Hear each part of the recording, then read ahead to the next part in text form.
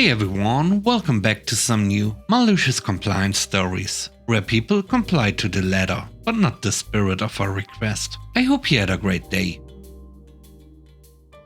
The first story is called Handicap Parking.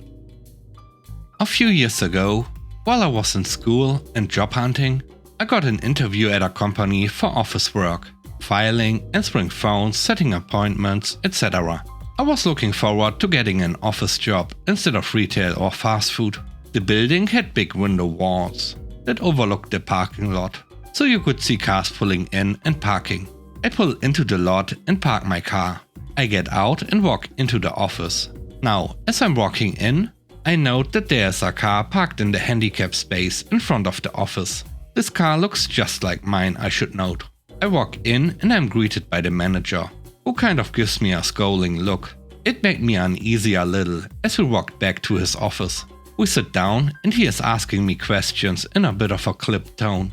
He seems annoyed by my answers, and I don't understand what's going on at this point. Finally, he says, "Do you always park in handicapped spaces?" I'm confused, so I ask what he means. He goes on a rant about how entitled I am for parking in the handicap spot at a potential place of employment. And I'm just getting more lost. I asked him what is going on, because I didn't park in the handicap spot. I parked in the lot. He argues with me and says he watched my car pull in and saw me park there. I again told him that I didn't park in the handicap spot, but the car that I walked by in that spot looks similar to mine. He says that he knows that he saw me park and get out of the car. At this point, I'm over the whole interview. I knew this would be a mess of a place to work for, if this is the guy managing it. Then he goes a step further and says, "Prove it." I grab my purse and get my keys out. I don't even bother waiting for him and just leave the office. He was jogging after me and hurried outside to stand and wait. His face went from smug arrogance to shock really quick as I walked past the car in the handicap spot. He asked me where I was going as I walked over to my car. Then I turned around and made eye contact as I hit the button on my keys to unlock it and got in. He was starting to walk over to me, calling out that he was sorry about the misunderstanding, but I just put the car in reverse and left. I didn't even make eye contact with him as I drove away. The next story is called Fired for Following the Rules. It was 2005. I had met a lady over the internet. She had visited me in Australia and I had visited her in the USA. And now she had come to be with me and we had married. But since arriving to stay, she had a lot of problems, as her vocational college degree was not recognized in Australia, leaving her with difficulties getting a job. She was determined and flexible though, and did some temp jobs. She finally got a real job as a receptionist at a company that brokered loans, and she got on with things. One thing that was always a problem was that sales reps would have their clients come in, and they would tell the women to make coffee for them. That wasn't part of their role. So my wife and co-workers were told that they were not to do that.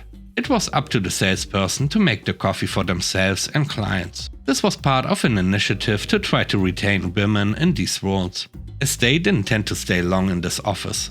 So my wife is working, and a salesman's client comes in and she busts the guy.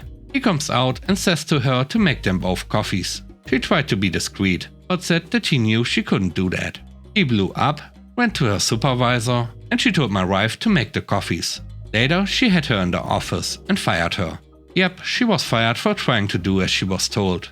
The opposite of malicious, I guess. But the karma comes in anyway. She was fired, but asked to stay on until they got another person to replace her.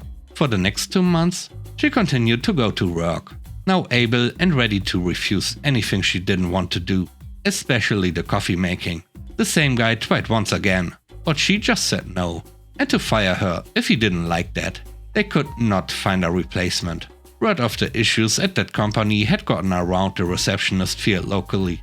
Also, the agency she had gotten the job through refused to send anyone. It was the third person in a row dumped when the probationary period was nearly up, so the agency was not being paid their commission.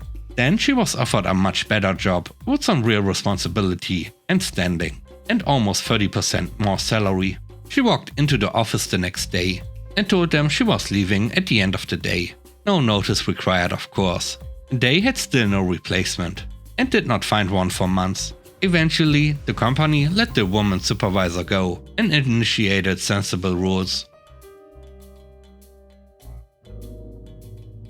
The third story is called Deep Clean. Me and my 2 roommates are all moving out. I'm moving a few blocks down by the end of the month. They moved out of state from Alaska, so anything they wanted needed to be in a suitcase for the plane, or in the containers U-Haul will ship out. They took 2 weeks off work to deal with the move, and I'm still working. The husband and I made an agreement that they would clean their areas, and I would clean mine. 1 bedroom, the extra room for storage, their bathroom, and the living room, which was all their stuff, and then the kitchen, since I thought they took all the cookware. Since the only things outside my bathroom and room were a single storage box of shelf-stable food and some food in the kitchen, that is all I was supposed to clean. But it was to be at the level they did the rest. There's a pile of trash in every room they cleaned. The fridge has their moldy food. All the trash cans are full. Food wrappers and half-empty bottles of water and juice on every surface. Stray cat litter and food in every room of theirs. Their room and bathroom, which I was never supposed to enter, had stuff all over. The only good thing is they left the freezer and some of the pantry full, but mostly with stuff that's long expired.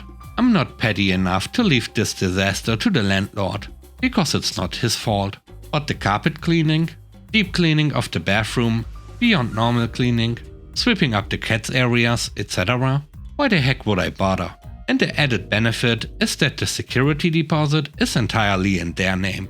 And because I paid my portion of the rent to them and not the landlord, I can't even be charged for the cleaning.